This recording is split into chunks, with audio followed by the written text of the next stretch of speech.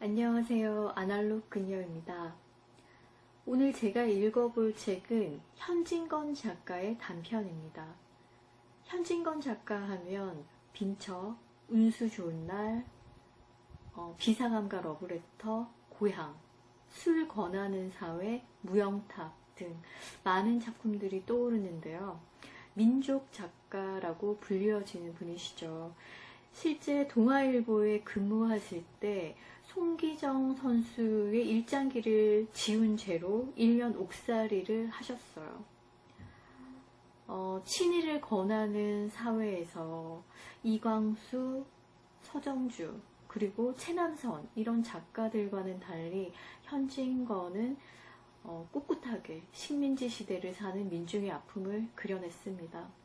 그리고 오늘 제가 읽어볼 작품은 희생화라는 작품인데요. 그 작품 안에서는 지식인으로서의 고뇌도 잘 드러나 있습니다. 희생화의 주인공인 남녀는 신식 교육을 받은 지식인들입니다. 그런데 지식으로 한껏 세계가 넓어진 이들의 발목을 잡는 것은 바로 정략 결혼을 해야 하는 전통이라는 관습입니다. 이것이야말로 예고된 비극인 것이겠죠. 무지에서 깨어났지만 사랑을 선택할 수 없는 견고한 전통 앞에서 젊은이들은 무너지고 맙니다. 그래서 이 이야기의 엔딩도 비극입니다. 만약 제가 얼굴도 모르는 남자와 결혼을 해야 한다면 저 역시 이런 선택을 했을 것 같다는 그런 생각이 들어요. 현진건 작가의 처녀작이기도 한 이 희생화의 이야기 속으로 그럼 들어가 보겠습니다. 출판사는 꿈소담이 버전입니다.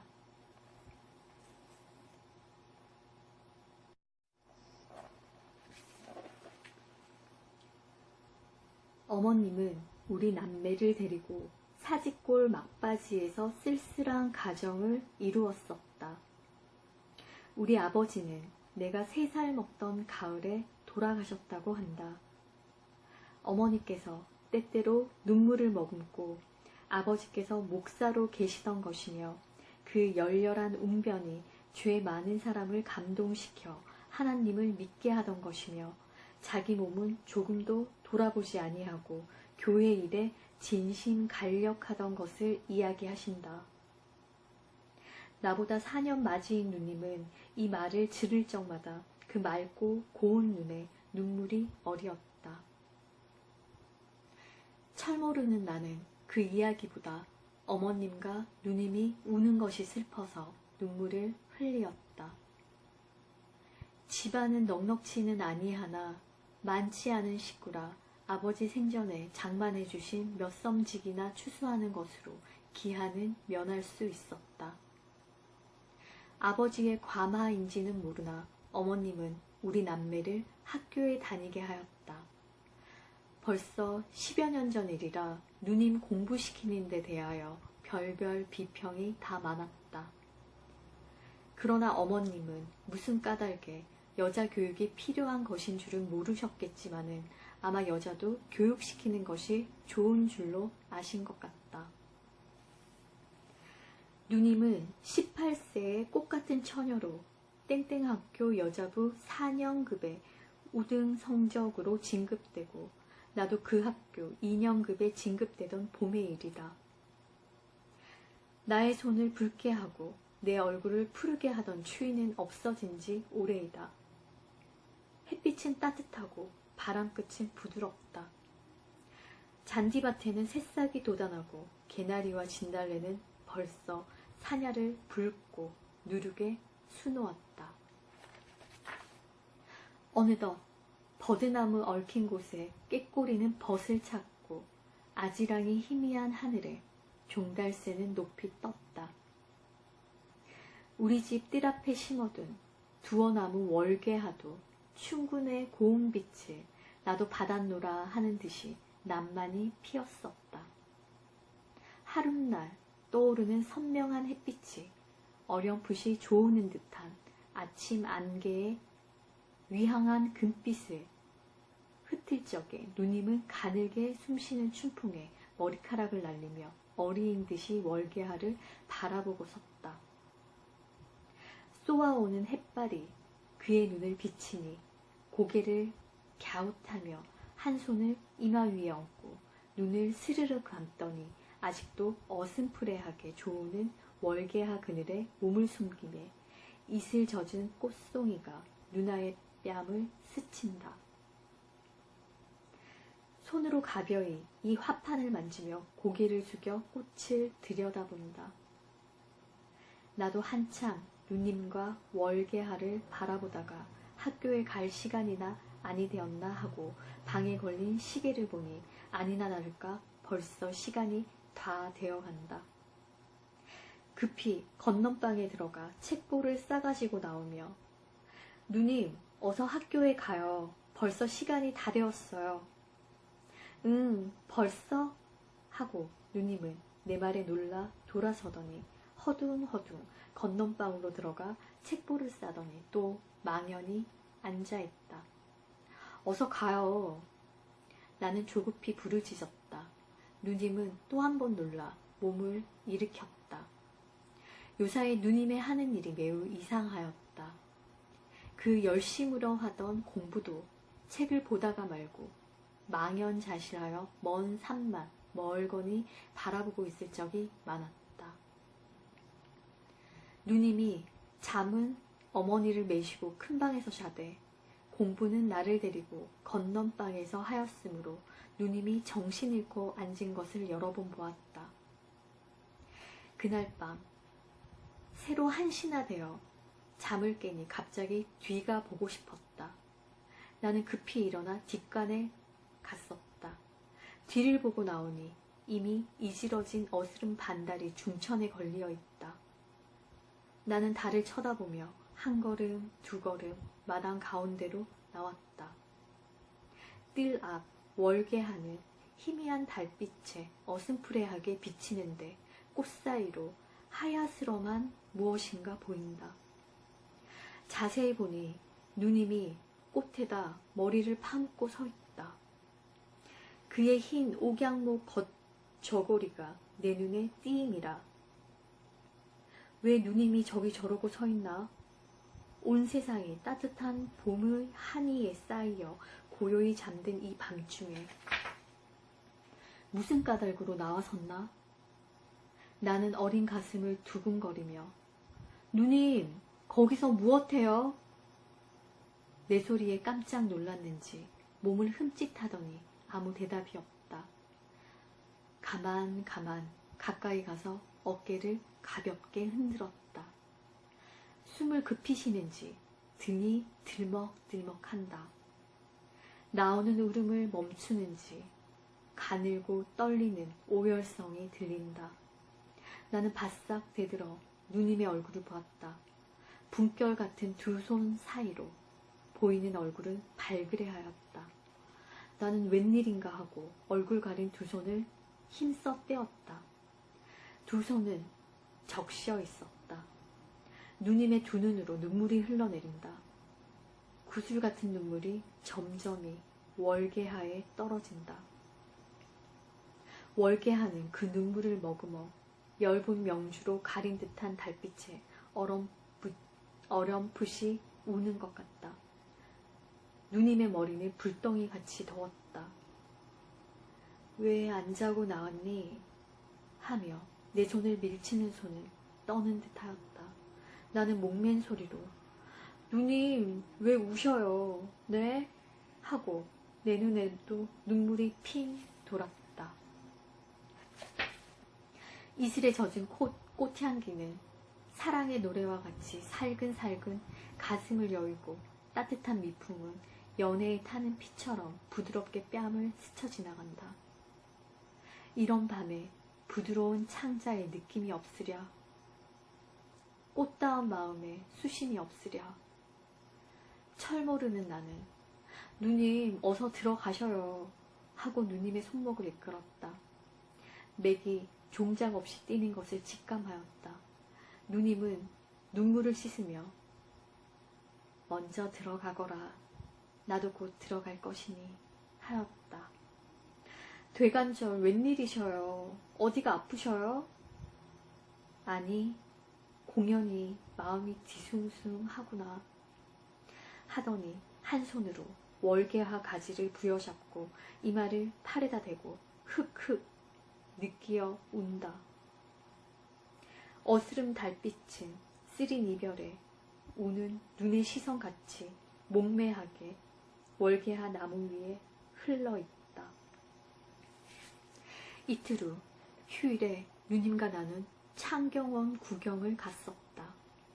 창경원 벚꽃이 한창이란 기사가 수일 전부터 신문에 게재되고 일기도 화창하므로 구경꾼이 그림같이 모여들어 넓으나 넓은 어원이 희도록 덮여있다. 과연 벚꽃은 필대로 피어 동물원에서 식물원 가는 길 양편에는 만단 홍금을 펼친 듯하다. 국주야, 우리 동물원은 그만두고 저 잔디밭에 앉아 꽃구경이나 실컷 하자. 누님은 찬성을 구하는 듯이 나를 들여다보며 묻는다. 나도 짐승 곁에 가니 야릇한 무슨 냄새가 나던 것을 생각하고 그럽시다 라고 곧 찬성하였다. 우리는 길 옆 잔디밭 은근한 편 소나무 밑에 좌정하였다.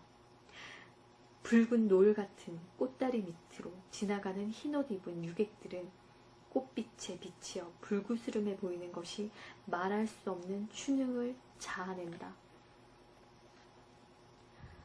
어린 나도 따뜻한 듯한 부드러운 듯한 봄의 기쁨을 깨달아 웃는 낯으로 누님을 돌아보니 누님은 나직이 한숨을 쉬며 고개를 숙이더니 푸른 풀 사이에 핀 누런 꽃을 하나 꺾어 뺨에다 대인다. 무슨 걱정이나 있는 듯이 눈살을 찌푸렸다. 나는 그날 밤에 누님이 월계화 사이에서 울던 광경을 가슴에 그리면서 유심히 누님의 행동을 살피었다. 누님이 얼굴에 수색을 띤 것이 퍽 애처로워서 무슨 이야기를 하여 누님의 흥미를 끌까 하고 곰곰 생각하며 이리저리 살피었다. 우연히 식물원 편을 바라보다가 그곳을 가리키고 누님을 흔들며 저기를 좀 보셔요 하였다. 웬일인지 누님은 깜짝 놀란다. 고난 잠을 깬 사람에게 흔히 있는 표정으로 내가 가리키는 곳을 바라본다. 거기서 우리 학교 교복을 입은 학생 하나가 이리로 내려온다. 그는 우리 학교 4년급 급장이었다. 누님이 한참 멀거니 바라보다가 두 추파가 마주친 것 같다. 누님은 고개를 숙였다. 나는 누님의 기미치 발그레해질 것을 보았다. 누님이 내 무릎을 꼭 잡으며 거기 무엇이 있다고 날 더러 보라니 간신히 귀에 들릴 만큼 말하였다. 아야, 아이고 아파요. 왜 저를 이리 모르셔요. 저희가 이번에 첫째로 4년급에 진급한 이하요. 공부를 잘하고 또 재주가 비범하대요. 게다가 얼굴이 저렇게 잘났겠지요. 나는 바로 내가 그런 듯이 기뻐하면서 입에 침이 없이 칭찬하였다. 누님은 부끄럽게 웃으며 왜 내가 그를 모른다니. 4년이나 한 학교에 다녔는데 그래 그 사람 보라고 사람을 흔들고 야단을 했니? 그러면요. 그런데요. 어저께 내가 누님보다 좀 일찍이 나왔지요. 집에 오니까 어머님 친구 몇 분이 오셨는데 누님 칭찬이 야단이 띠다. 어쩌면 인물도 그다지 잘나고 재주도 그렇게 좋을고 참 복 많이 받았습니다. 라고요. 나는 그 말을 듣고 춤이라도 출 듯이 기뻐하였어요. 저 사람도 장하지만 누님은 더 장해요. 나는 그 사람을 너무 칭찬하여 행여나 누님이 그에게 질까 보아서 또 한참 누님을 추어 올렸다. 누님은 또 얼굴을 붉히며 너는 별소리를 다 하는구나. 누가 내게 칭찬 듣고 싶다지? 우리가 이런 수작을 하는 틈에 그 그가 벌써 우리 앞을 지나가며 슬쩍 누님을 엿보았다. 두 시선은 또 한 번 마주쳤다. 누님의 얼굴은 갑자기 다운빛을 띄었다. 그가 중인 촌중에 섞이며 점점 멀어가는 양을 누님이 물끄러미 바라본다. 그는 나가버렸다. 누님의 눈이 이리도 도는 바람에 그 사람의 뒷모습을 보는 누님을 도적해보던 내 눈이 잡히었다. 너는 남의 얼굴을 왜 빤히 들여다보니? 하고 누님의 얼굴은 또다시 붉어졌다. 보기는 누가 보아요? 하고 나는 빙그레 웃었다. 그 이튿날 아침에 누님은 좀처럼 바르지 않던 분을 약간 바르며 더럽지 않은 옷을 벗고 새 옷으로 갈아입었다. 내가 오늘은 웬일이냐? 하고 어머님이 의아해하신다. 누님이 머뭇머뭇하더니 어린애 모양으로 어머니 가슴에 안기며 제가 오늘은 퍽 잘나 보이죠? 하고 웃는다. 그 웃음과 함께 누님의 얼굴에 홍조가 퍼진다. 과연 오늘은 누님이 더 어여뻐 보였다. 두 손으로 기운 없이 뒤로 큰 방문을 짚고 비스듬히 문에다 몸을 반만 실려 웃는 양이 말할 수 없이 어여뻤다. 어린 우유에 분홍물을 들인 듯한 뒷밤은 부풀어 오는 듯하고 장밋빛 같은 입술이 방실 벌어지며 보일 듯 말 듯이 흰 이빨이 번쩍거린다. 춘산을 그린 듯한 눈썹은 살짝 위로 치어오른 듯하여 그 밑에 추수가 맑은 눈이 웃음에 가는 물결을 친다. 어머님이 누님을 보고 웃으시며 언제는 못났디? 그런데 오늘은요? 누님이 되질러 묻는다. 오냐? 오늘은 더 이뻐 보인다. 어머님 정말이야요? 하고 누님은 또 방긋 웃는다. 수색에 쌓인 휘색이 드러난다. 오늘은 정말 더 이뻐 보인다. 너의 부친이 보셨던데 자키 기뻐하시겠니? 하시며 어머니의 눈에는 눈물이 스르르 어리었다. 곱게 빛나던 누님의 얼굴에도 구름이 끼인 것 같다. 그러나 얼마 아니 되어 그 구름이 쓰러지고 또다시 기쁨과 희망의 빛이 번쩍거린다. 우시는 어머님을 민망히 바라보던 누님이 지은 듯한 슬픈 오조로 어머님 마음 상하지 마세요 하였다. 예, 시간이 다 되었겠다. 내 걱정일랑 말고 어서 학교에나 가거라. 하고 어머님은 눈물을 삼키셨다. 우리는 쳇볼을 끼고 나섰다. 학교 문턱에 들어서니 종소리가 들린다. 우리는 다른 밥질하여 들어갔다. 전교 생도가 다 모였다. 모두 행렬과 번호를 마치자 기차, 경례, 출석원, 도합, 땡땡명 이라 하는 카랑카랑한 소리가 들리었다. 그는 4년급 급장의 소리다.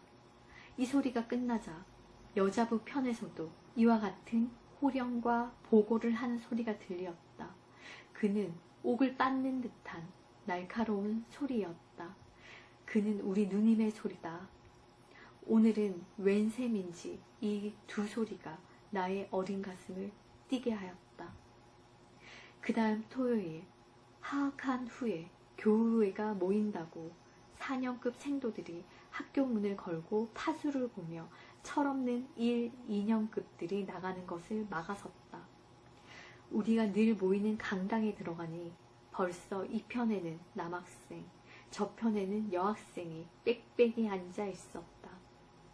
나도 거기 앉았노나니 무엇이니 하고 한참 야단들이더니 얼마 아니 되어 4년급생이 흰 종이를 조각을 돌리며 지육부 간사 투표권이요. 한 장에 한 명씩 쓰시오 하며 외친다. 내 곁에 앉은 녀석이 똑똑한 채로 유기명 투표야요? 무기명 투표야요? 묻는다. 물론 무기명 투표지요. 아까 외치던 4년급생이 대답한다. 저편에서.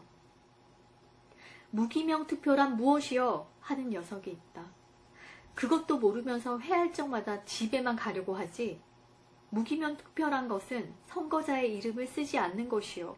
꾸짖는 듯이 그 4년급생이 말하고 기색이 엄숙하다. 나는 무의식적으로 단박 4년급 급장 이름을 썼다. 필경 남자부에는 최다점으로 그가 선거되고 여자부에서는 최다점으로 우리 누님이 선거되었다. 그 후부터 누님이 간사회 한다, 지육부 간사회 한다 하고 저녁 먹고 나가면 밤 9시, 10시나 되어 돌아오는 일이 번번이 있었다. 그 회에 갈 적마다 안 보던 거울도 보고 늘어진 머리카락도 쓰다듬어 올리고 옷고름도 고쳐매었다. 하룻밤은 누님이 지육부 간사에 간다고 저녁 먹고 나가더니 10시 반이 되어도 돌아오지 않는다. 어머님은 별별 염려를 다 하시다가 내 누이가 여태껏 돌아오지를 않으니 회는 벌써 끝났을 것인데 너 좀 가보아라. 나는 두루마기를 입고 집을 나와 사직골 막바지로부터 광화문 통해 가는 길로 타박타박 걸어간다. 달도 없는 5월 금은밤이었다. 전등도 별로 없고 행인도 희소한 어두침침한 길을 걸어가려니 무시무시한 생각이 난다. 나는 무서운 생각을 쫓느라고 발을 쾅쾅 구르며 하나 둘 하고 다른 박질하였다. 한참 뛰어가니 숨이 헐떡거리고 진땀이 흐른다. 모자를 벗어 부채질하면서 천천히 걸어간다. 내 앞 멀지 않은 곳에 이리로 향하여 젊은 남녀가 짝을 지어 올라온다. 그는 남학생과 여학생이었다. 그와 누님이었다. 나는 가슴이 설렁하며 일종의 호기심이 일어났다. 살짝 남의 집 단모퉁이에 은신하였다. 둘은 내가 거기 숨어있는 줄은 모르고 영어로 무어라고 소곤소곤 거리며 지나간다. 그 중에 이 말이 제일 똑똑히 들렸다. 그때는 몰랐지만 지금 생각하니 아마 이 말인 것 같다. 그가 Love is blind. 사랑은 맹목적이라지요. 라니까 누님은 소리를 죽여 웃으며 But our love has eyes. 그런데 우리의 사랑은 보는 사랑이지요. 하였다. 그들이 지나가자 나도 가만가만 뒤를 따랐다. 어두운 속이라 누님의 흰 적삼이 퍽 눈에 띄인다. 전등 켠 뉘집 대문 앞을 지날 때는 나는 그의 바른 손이 누님의 왼손을 꼭 쥔 것을 보았다. 나는 웬일인지 싱긋이 웃었다. 그들이 행여나 나를 돌아볼까 보아서 발자취를 죽이고 남의 담에 몸을 비비대며 꽤 멀리 떨어져 갔었다. 우리 집 가까이 와서 둘이 걸음을 멈추더니 서로 악수를 하고 또 악수를 하는 것 같았다. 연연히 서로 떠나기를 싫어하는 것 같다. 한참이나 그리하다가 그가 손을 놓고 또 무어라고 한참 수군거리더니 그가 돌아서 온다. 누님은 우리 집 문 앞에 서서 한참 그의 가는 양을 바라보고 서 있다. 그는 또 내 곁으로 지나간다. 그의 걸음걸이는 허둥허둥하였다. 그가 지나간 후 나는 다른 박질하여 집에 돌아왔다. 대문턱에 들어서니 어머님과 누님의 문답하는 소리가 들린다. 왜 그처럼 늦었니? 나는 별별 근심을 다 했다.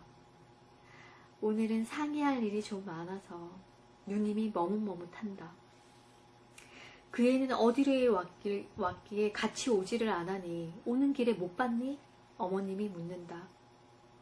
그 애가 어디로 갔을꼬? 길에서 만났을 것인데 누님이 걱정한다. 나는 안방문을 열고 시침을 뚝 떼고 누님, 인제 왔어요? 하고 빙그레 웃었다. 어머니는 놀라서 너 뺨에 옷에 맨 휘투성이니 웬일이냐 하신다. 담에 붙어와.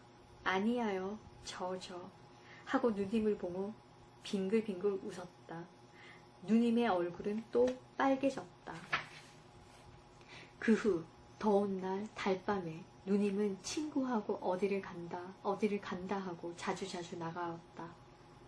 누님은 늘 나를 따돌리고 혼자 나갔으므로 푸른 풀 잦아진 곳과 달빛 고요한 데에서 그와 누님이 만나 꿀같은 사랑의 속살거림을 몇 번이나 하였는지 나는 모른다. 누님이 출입이 자조롭고 기색이 수상하였던지 어머님이 인제 내가 어디 나가거든 꼭 내 동생을 데리고 다녀라 하신 뒤로는 누님이 집에 들면 공연히 짜증을 내며 하염없이 수색이 적막한 화용을 휩싸았다. 그리고 때때로 머리가 아프다 하며 이불을 쓰고 누웠었다. 하루는 우리가 점심을 마친 후 누님이 날더러 너 나하고 남산공원 산보가렴 하였다. 그때는 6월 염천이라 더운 기운이 사람을 찌는 듯하였다. 나도 거기 가서 서늘한 공기도 마시고 무성한 초목으로부터 뚝뚝 추색에 땀난 몸을 씻으리라 생각하고는 곧 네 하였다. 우리는 광화문 통해서 전차를 타고 진고개를 거쳐 남산공원을 올라갔었다. 저편 언덕 위에 그가 기다리기가 지리하다는 듯이 앉았다가 일어섰다가 하는 것이 보이었다. 누님이 갑자기 돌아서 나를 보며 너 이거 가지고 진곡에 가서 과자 좀 사와. 응? 하며 돈 20전을 주었다. 나는 급히 진고개로 나왔다. 얼른 과자를 사가지고 가본즉 그와 누님은 그림자도 보이지 않았다. 어디로 갔을까? 나는 누님이 무슨 위험한 곳에나 간 것 같이 가슴이 팔딱거렸다. 이리저리 아무리 살펴도 그들은 없다. 나는 이편으로 기웃기웃 저편으로 기웃기웃 하였다. 한참이나 추색이 어린 남산 정상을 쳐다보다가 또다시 걸어갔었다. 한동안 걸어가도 보이지 않는다. 아이고 어디로 또 그만 가버렸어. 이리로는 아마 아니 갔나 보다 하고 돌아서 오던 길로 돌아온다. 갔던 길로 돌아오려니 퍽 머문 것 같다. 에이그 그동안에 내가 퍽도 걸었네. 속으로 중얼중얼 하였다. 골딱지가 나니까 더 더운 것 같다. 대기는 햇불에 와글와글 끓는 것 같다. 나는 이 대기에 잠기어 몸이 삶아지는지 땀이 줄줄 흘러 내리는 숨은 헐떡헐떡 차오른다. 모자를 벗으니 머리에서 김이 무럭무럭 난다. 나는 부글부글 고여오르는 심수를 억지로 참으며 아까 그가 섰던 곳까지 돌아왔다. 어디로 갔을까? 저리로 가보자. 혼잣말로 투덜거리고 아까 갔던 반대 방향으로 걸어갔다. 한동안 걸어가도 그들은 또 보이지 않는다. 참고 참았던 짜증이 일시에 폭발이 되었다.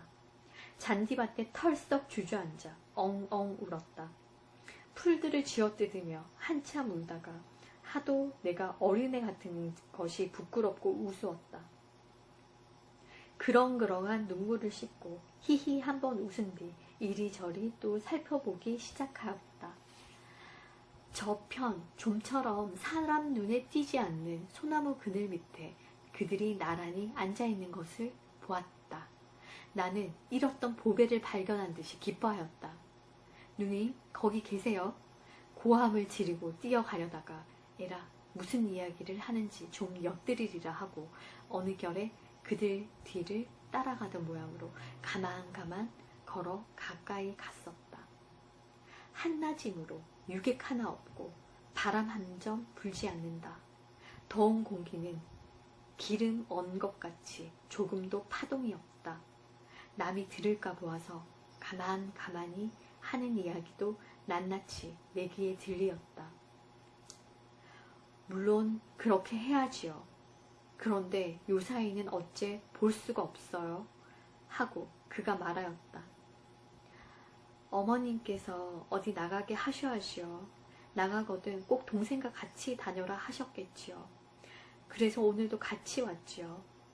그리고 누님이 웃으며 말을 이어 딴 이야기 하노라고 잊었구려. 기다리신다고 오직 지리하셨겠어요? 1시간이나 넘어 기다렸어요. 오늘도 아마 못 오시는가 보다 하고 그만 가버릴까까지 하였어요. 네?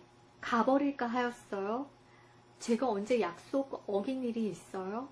저는 어찌 급했던지 점심을 먹는데 밥이 입으로 들어가는지 코로 들어가는지 몰랐어요. 둘이 웃는다. 나도 웃었다. 나는 어린애가 꽃에 앉은 나비를 잡으러 갈 때 가는 걸음걸이로 한 걸음 두 걸음 가까이 갔었다.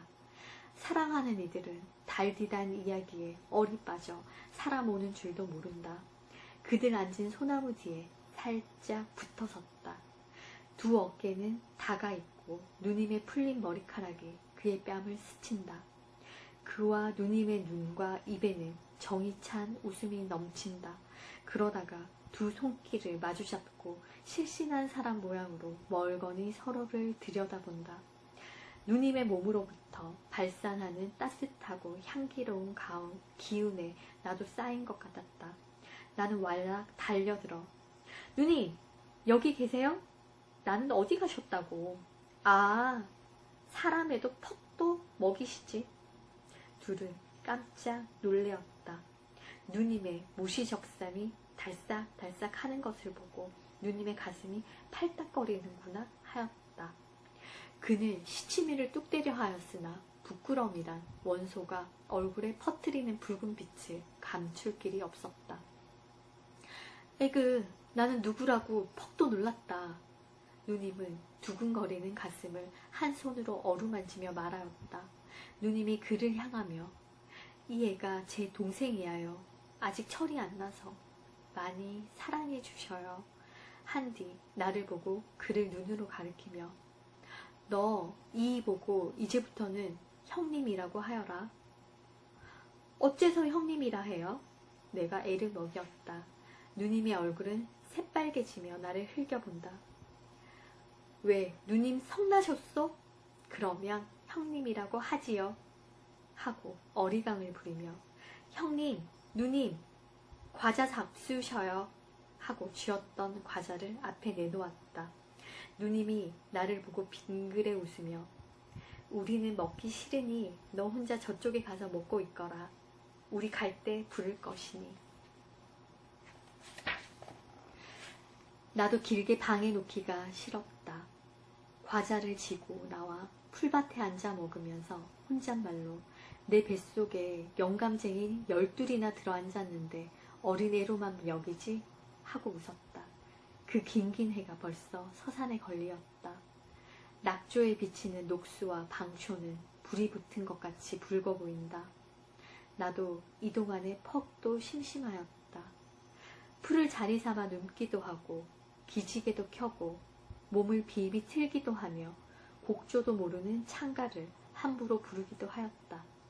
이제나 올까 저제나 부를까 고대고대 하여도 그 둘의 그림자는 얼른도 아니한다. 무슨 이야기가 그렇게 많은고. 아마 사랑하는 사람끼리의 이야기는 끝이 없는가 보다. 벌써 이야기한 것이 수만 마디가 넘건만은 말 몇 마디 못하여 해는 어이 쉬가나 하는 것이다. 남산 밑 풀과 나무에 빛나던 붉은 빛은 점점 걷히고 모색이 가물가물 쳐들어온다. 햇빛은 쫓기어 남산 정상을 향하여 자꾸 기어 올라가더니 남산 맨 꼭대기에 움츠리고 앉았을 뿐이다. 검푸른 저문빛이 남산 밑을 에워싸자 정상에 비치는 햇빛조차 쓰러지고 저편 하늘에 붉은 놀이 흰 구름을 붉고 누렇게 물들인다. 나는 참다 못하여 몸을 일으켜 그곳으로 갔다. 어두운 빛에 놀랐는지 그들도 일어섰다. 나는 걸음을 멈추고 나무를 깎아 세워놓은 사람 모양으로 주춤 섰다. 누님의 걱정스러운 떨리는 소리가 나의 귀막을 울림이라. 케이씨, 우리가 목전의 즐거움만 다행히 여겨 그냥 이리 지내다가는 우리의 꿀같은 행복이 끝에는 소태같은 고통으로 변할 것 같아요. 우리 각자 꼭 아까 말한 것과 같이 같아야 됩니다. 아무렴요. 꼭 그리 해야 될 터인데 아까도 말했지만 우리 집은 워낙 완고해서. 그의 말이 떨리었다. 나는 가슴이 선뜻하였다. 무슨 말을 하였나? 무슨 일을 하려는가? 엿듣지 못한 것이 한이 되었다. 둘은 이리로 걸어온다. 누님의 눈은 약간 발그레 하였다. 그 고운 뺨에 눈물 흔적이 보이었다. 나는 또 웬일인가 하고 가슴이 선뜻하였다. 그날 밤에 나의 어린 소견에도 씩씩이 잠도 잘 자지 못하였다. 내가 어렴풋이 잠을 깰 적마다 큰방에서 어머니와 누님이 무어라고 이야기하는 소리가 간단없이 들리었다. 새로 한참이나 되어 내가 또 잠을 깨니 큰방에서 훌쩍훌쩍 우는 소리가 들린다. 울음 섞인 어머니의 말소리가 난다. 그래, 내가 요사이 늘 탈기를 하고 행동이 수상하더라. 나는 허락한다 하더라도 만일 그 집에서 안 된다면 내 신세가 어떻게 되니? 내가 다만 하나 있는 어미 몰래 그 사람과 약혼한 것이 괘씸하다. 아비 없이 너를 금옥같이 길러내어 이런 날이 날 줄이야. 남편 없다고 너까지 나를 업신여기는 게지. 누님은 흑흑 느끼며 어머니 잘못하였습니다. 무엇라고 말씀을 여쭈어야 좋을지. 친하기도 전에 말씀 여쭙기도 부끄러운 일이고 친한 뒤에는 몇 번이나 말씀 여쭈려 하였지만 입이 잘 떨어지지를 않았어요. 들어주세요. 암만 어머님이라도 그때는 부끄러워서요.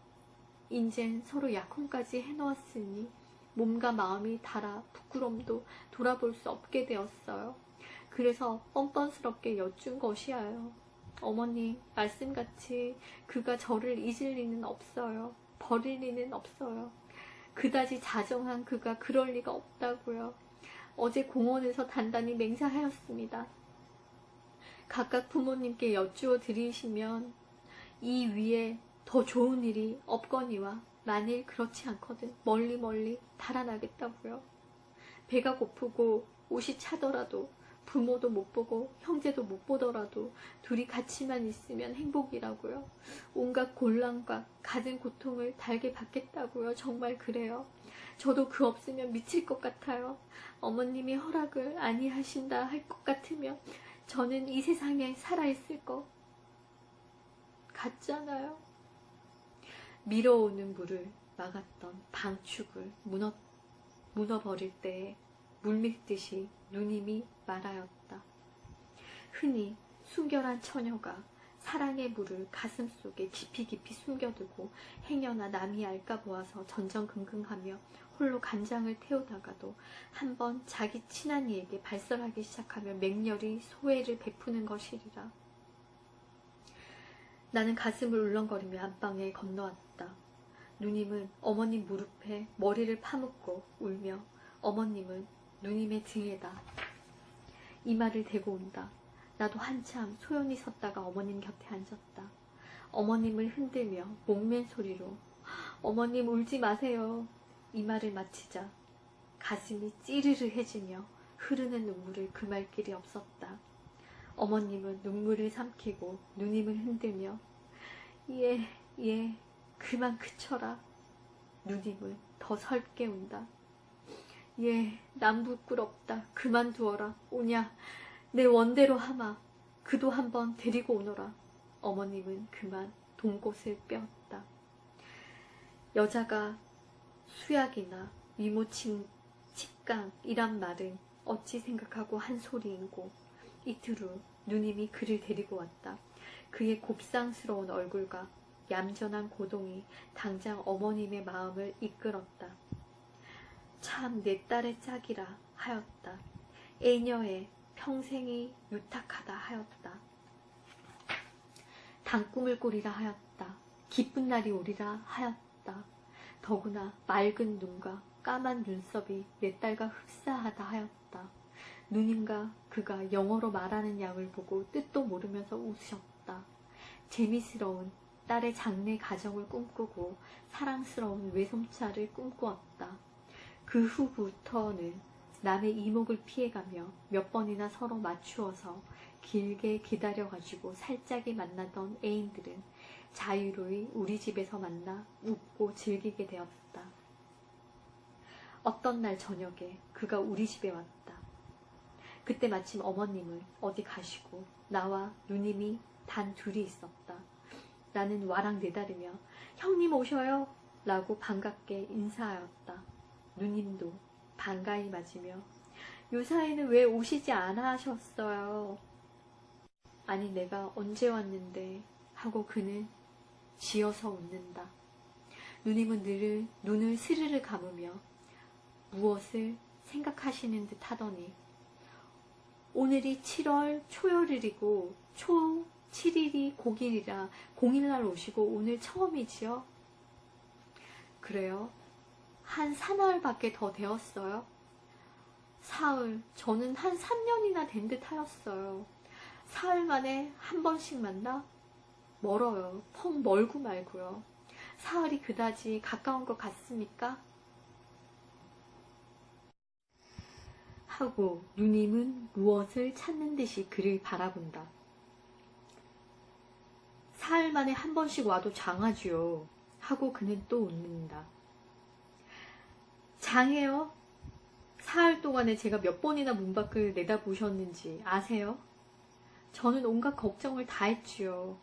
몸이나 편찮으신가? 꾸중이나 매셨는가? 하고 목소리는 전성을 띄어가며 눈에는 눈물이 괴어진다. 저는 우리 일에 대하여 무슨 큰 걱정이나 생겼나 하고 얼마나 애간장을 태웠는지요. 하고는 눈물이 그렁그렁 넘쳐오른다. 아니하여 여하간 죄 없이 잘못하였습니다. 하고 그는 눈살을 찌푸리다가 선웃음을 치며 어린애 모양으로 걸핏하면 울기는 왜 울어요? 저 동생 부끄럽지 않아요? 그런데 내가 어지도 올락하고 아래도 올랐지만은 올락할 때마다 동무가 찾아와서 올 수가 있어야지. 울던 누님이 웃음을 띄었다. 나도 웃었다. 그는 대구 사람이다. 그의 부모는 아직도 대구에서 산다. 서울 있는 오천 당숙집에 그는 유숙하고 있다. 그는 서울 온 지가 벌써 5, 6년을 지냈으므로 사투리는 거의 안 쓰게 되었으나 때때로 우리를 웃기려고 야릇한 말을 하였다.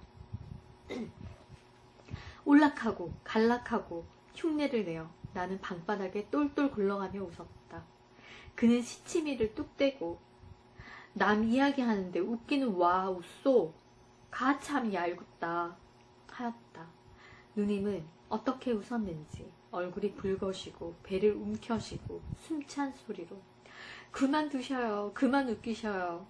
한참 동안 우리는 이렇게 웃고 즐기다가 나를 누님이 또 무슨 심부름을 시켰다.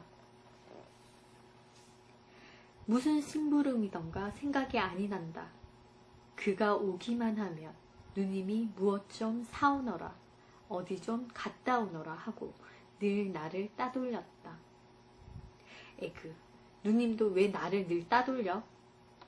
투덜투덜 하면서 집을 나왔다. 반달은 비스듬히 푸른 하늘에 걸려 있었다. 만경 창파에 외로이 떠나가는 이력 편지와 같았다. 나 없는 동안에 그들이 무슨 이야기를 하는지를 듣고 싶어서 급히 오느라고 오는 것이 1시간이나 넘어 걸렸다. 나는 벌써 엿듣기에 익숙하여 사뿐 문중에 들어서며 가만히 살펴보니 애인들은 달 비치는 월계화 나무 밑에 평상을 내어놓고 나란히 앉아서 무어라고 소곤거린다. 나는 숨소리도 크게 아니시고 귀를 기울였다. 그러면 어째요?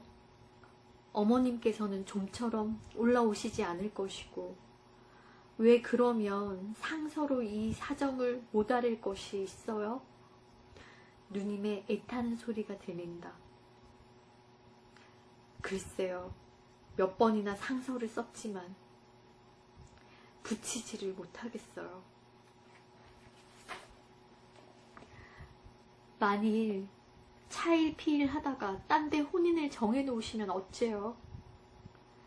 정해놓아도 안 가면 그만이지요. 그러면 어렵지 않아요? 그러면 오천 당숙 내외부는 아마 이 눈치를 아시는 것 같아요.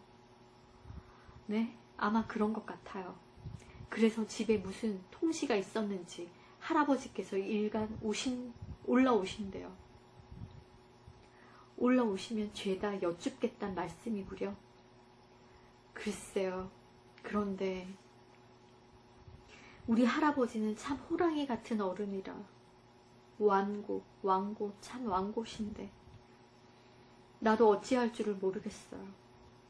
그래서 밤에 잠이 잘 오지 않아요.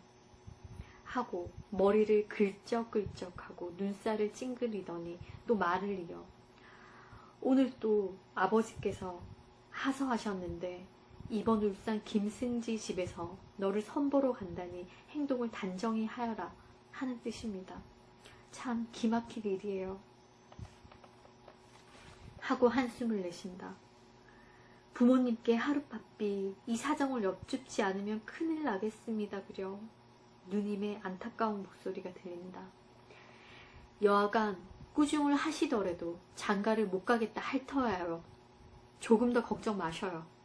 그는 결심한 듯이 고개를 들며 단연히 말하였다. 밝은 달은 애타는 양인의 가슴을 나는 몰라 하는 듯이 저리로 저리로 미끄러져 가며 더운 공기에 맑은 빛을 흩날린다. 월계하는 더욱 붉고 더욱 곱다. 진세의 우수고뇌를 나는 잊었노라 하는 것 같았다. 그 이튿날 일어난 누님의 얼굴은 해쓱하였다. 머리카락이 흩어질 대로 흩어진 것을 보아도 자기야의 잠을 못 이루어 몇 번이나 베개를 고쳐뵌 것을 가히 알리라. 누님이 사랑의 맛이 쓰고 떫은 것을 처음으로 맛보았도다. 행복에 해당화를 꺾으려며 가시가 손찌르는 줄 비로소 알았도다. 하루 가고 이틀 가고 어느덧 일주일이 지내었건만 누님이 오늘이나 와서 호음을 전해줄까? 내일이나 와서 희식을 알려줄까? 고대고대하는 그는 코끝도 보이지 않는다. 내가 학교에를 가도 그를 볼 수 없었고 누님도 이때부터 심사가 산란하여 학교에 못 갔었다. 이동안에 누님은 어찌 애를 태웠는지 양협에 고운 빛이 사라져가고 눈 언저리는 푸른 길을 띄고 들어갔다. 입술은 까뭇까뭇 타들어가고 두 팔은 맥없이 늘어졌다. 일주일 되던 날 누님은 생각다 못하여 편지 한 장을 주며 너 이 편지 가지고 그댁에서 그가 있거든 전하고 못 보거든 도로 가지고 오너라 하였다. 전일에 그를 따라 한번 그 집에 갔던 일이 있으므로 그 집을 자세히 알아두었다. 그 집 대문에 들어서니 행랑 사람도 없고 그가 있던 사랑문도 닫히어 있다. 안에서 기운찬 노인의 성난 말소리가 나의 귀를 울린다. 이놈! 아직 학생이니 장가를 못 가겠다. 핑계야 좋지. 이놈! 괘씸한 놈! 들으니 내가 어떤 여학생을 얻어가지고 미쳐 날뛴다는구나. 아니하여란 다 무엇이야.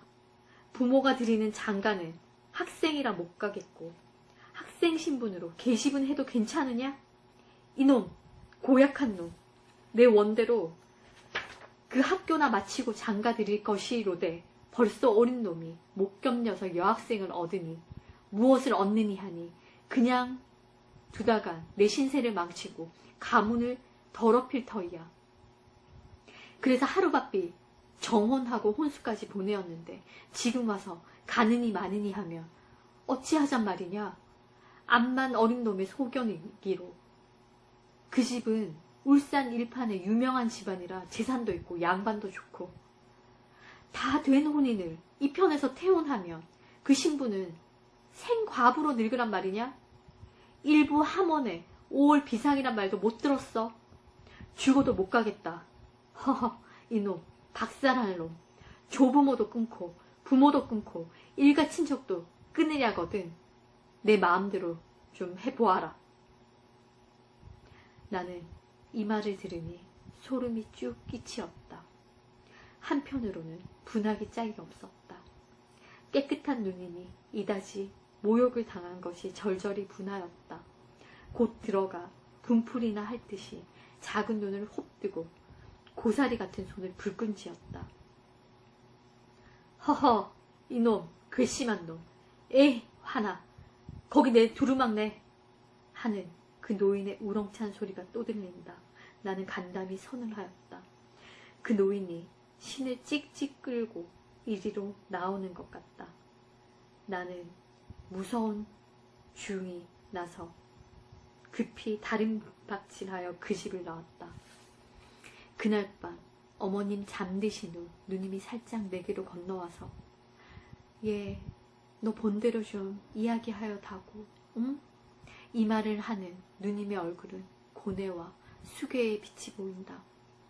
어린 동생에게 애인의 말을 물어도 부끄러워하였다. 나는 입을 다물고 묵묵히 앉았었다. 차마 그 이야기를 할 수가 없었다.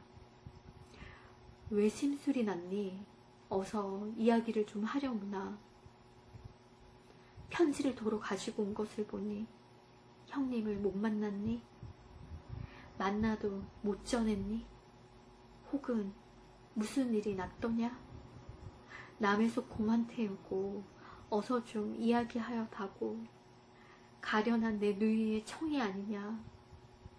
이 말소리는 애완처량하였다. 나의 어린 가슴이 지르는 듯하며 눈물이 넘쳐나온다. 이다지 나에게 정답게 구는 누님이 가슴에 그리던 꿈같은 장래가 물거품으로 돌아가고 만 것이 슬펐습니다. 그리고 순결한 우리 누님이 그 노인에게 어떻다든가 계집을 했다든가 하는 더러운 소리를 들은 것이 이가 떨리었다. 나는 비분한 어조로 그 집에서 들은 것을 이야기하였다. 정신없이 듣고 있던 누님은 내 말이 끝나자 기운 없이 쓰러지며 이 이야기를 들을 적부터 괴었던 눈물이 불덩이 같은 뺨을 쉴 새 없이 줄줄 흘러내린다. 누님, 누님 하고 나도 누님의 가슴에 안기어 울었다. 이럴 즈음에 누가 대문을 가볍게 흔들며 떨리는 소리로 S씨 주무셔요? 한다. 누님은 이 소리를 듣고 얼른 일어났다. 애인의 음성은 이럴 때라도 잘 들리는 것이다. 나올 듯 하는 울음을 입술로 꼭 다물어 막으며 급히 나갔다. 대문 소리가 나더니 케이씨 오셔요 하며 우는 소리가 들린다. 나도 나갔다. 둘은 서로 붙들고 눈물비가 요란히 떨어진다. 누님이 울음 반, 말 반으로 저는 또다시 못 배울 줄 알았지요 하였다. 그도 흑흑 느끼며 다 내 잘못이하여 하였다. 저 까닭에 오늘 매우 꾸중을 매셨지요. 어떻게 알았어요? 누님이 내가 편지를 가지고 그 집에 갔다가 내가 들은 이야기를 하였다. 그리고 우는 소리로 좀 들어가셔요 하였다. 아니하여 명일은 할아버지께서 꼭 데리고 가신 모양이하여 지금 곧 멀리 달아나려고 합니다. 그래서 이런 말이나 몇 마디 한량으로 왔어요. 누님은 자기의 귀를 의심하는 듯이 네? 멀리 가셔요? 부모도 버리시고 형제도 버리시고 멀리 가셔요. 제 신세는 벌써 불쌍하게 되었습니다. 불쌍한 저 때문에 진정 이구만리 같은 당신을 또 불행하게 만들 것이야 무엇 있겠습니까? 전랑 영영 잊으시고 부모님 말씀대로 장가 드셔요. 장가 드시는 이하고나 100년이 다 진토록 정다운 짝이 되어주셔요. 아들 낳고 딸 낳고 저의 모든 것을 바쳐도 당신이 행복되신다면 그만이 아니하여? 곧 당신의 기쁨이 제 기쁨이 아니하여? 당신의 행복이 제 행복이 아니하여? 한숨 쉬고 눈물 흘리면서도 당신은 행복의 그늘에서 웃어볼까 합니다. 열정찬 눈으로부터 하염없이 흘러내리는 눈물에 적막한 화용이 아롱진다. 아, S씨를 내 손으로 불행하게 만들고 나 혼자 행복을, 사랑을 떠나 행복이 있을까요? 나에게 행복을 줄 S씨가 눈물바다에 허우적거릴 때 나 혼자 행복의 정상에서 내려다보며 웃을 수 있을까요? 없어요. S씨 없고는 나 혼자 행복을 누릴 수가 없어요. 제 불행은 제 손으로 만든 것입니다. 그러나 우리가 오늘날 이렇게 된 것이 당신의 잘못도 아니고 저의 잘못도 아니하여 그 묻고 썩은 관습이 우리를 이렇게 만든 것입니다. 그리하지만 저 때문에 당신의 마음을 수란하게 만든 것 같아서 얼마나 가엾고 애달픈지 몰라요. 그런데 이 위에 더 당신을 영영 불행하게 하겠어요. 당신이 행복되신다면 저는 오늘 죽어도 아깝잖아요. 안 될 말씀입니다. 그런 말씀을 들을수록 기가 막혀요. 해야 늘 그 말이니까 길게 말할 것 없이 나는 가겠어요. S씨, 부디 안녕히. 그는 흐르는 눈물을 씻으며 결심한 듯이 돌아서 가려 한다. K씨! 안타까운 떠는 소리로 부르더니 북받쳐 나오는 울음이 말을 막는다. 그는 또 한 번 돌아보고 S씨, 부디 안녕히. 말을 마치자 그는 떨어지지 않은 발길을 돌려 마음은 이리로 몸은 저리로 멀어간다. 나는 심장을 누가 칼로 싹싹 애는 것 같았다. 그 후 그는 어디로 갔는지 영영 소식을 들을 수가 없고 누님은 시름시름 병들기 시작하여 날이 가고 달이 갈수록 병은 점점 깊어온다. 이슬 젖은 연화같이 불구스름하던 얼굴이 청색 창경에 비치는 이화처럼 헬쓱하였다. 익어가는 능금같이 혈색 좁던 살이 설이 맞은 황엽처럼 빼빼 말라간다. 거슴츠레한 눈은 흰 눈물에 붉어졌다. 그러다가 차마 볼 수 없이 바싹 말라버렸다. 마치 백골을 엷은 백지로 덮어두고 물을 흠씬 뿜어놓은 것 같이 되고 말았다. 마침내 한강 얼음 얼고 남산의 눈 쌓일 때 누님은 그에게 한숨을 주고 눈물을 주던 이 세상을 떠나버렸다. 아, 사랑. 아, 사랑의 불아. 내가 부드럽고 따뜻한 듯함으로 철없는 청춘들은 그의 연하고 부드러운 심장에 너를 보배로만 여겨 강진난다. 잔인한 너는 그만 그 심장에다 불을 붙인다. 돌기둥 같은 불길이 종작 없이 오른다. 옥기도 타버리고 홍안도 타버리고 금신도 타버리고 수장도 타버리다. 방 안에 켰던 촛불 호련히 꺼지거늘 웬일인가 살펴보니 초가 벌써 다 탔더라. 양협이 젖던 눈물 갑자기 마르거늘 무슨 연유 묻쨌더니 숨이 벌써 끊쳤더라.